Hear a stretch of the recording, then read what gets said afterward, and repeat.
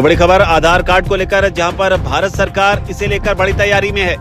UIDAI के app को लेकर बड़ी तैयारी में भारत सरकार, जिसे लेकर बताया जा रहा है कि पता, नाम और फोन नंबर को लेकर ये फैसला किया गया है।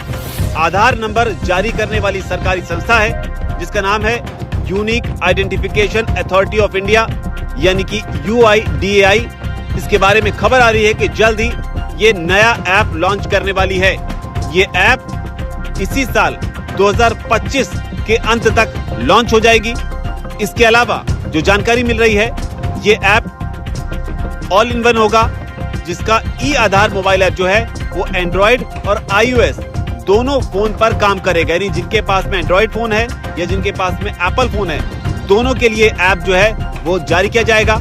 इस ऐप के जरिए लोग जो हैं वो अपने आधार कार्ड में date of birth, phone number और पता अब आसानी से अपडेट कर पाएंगे।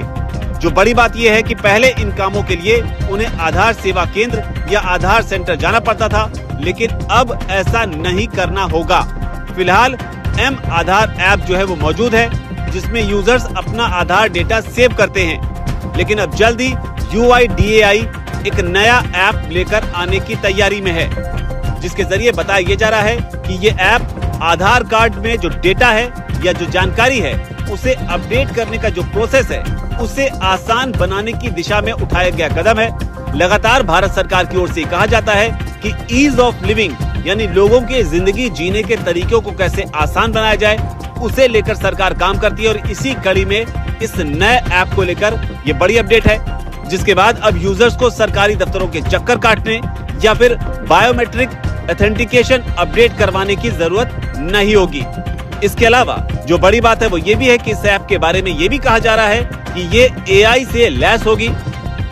इसके साथ ही आधार से जुड़ी जानकारी अपडेट करने के लिए फेशियल रिकॉग्निशन टेक्नोलॉजी का यूज किया जाएगा। तो ये भी जानकारी निकलकर सामने आ रही है, जिसके जरिए माना ये भी जा रहा है कि उम्मीद है कि ये ऐप आधार अपडेट करने का जो प्रोसेस है उसमें तेजी ला सकता है। साथ ही जानकारी ये भी मिल रही है कि ऐप जो है वो आधार कार्ड में डेट ऑफ बर्थ को यूजर्स के PAN card, passport, driving licence या राशन कार्ड से ऑटोमेटिक फेच कर लेगी। हालांकि इस बीच गौर करने वाली बात यह भी है कि UIDAI की ओर से इसके ऑफिशियल डिटेल्स का अभी भी इंतजार है।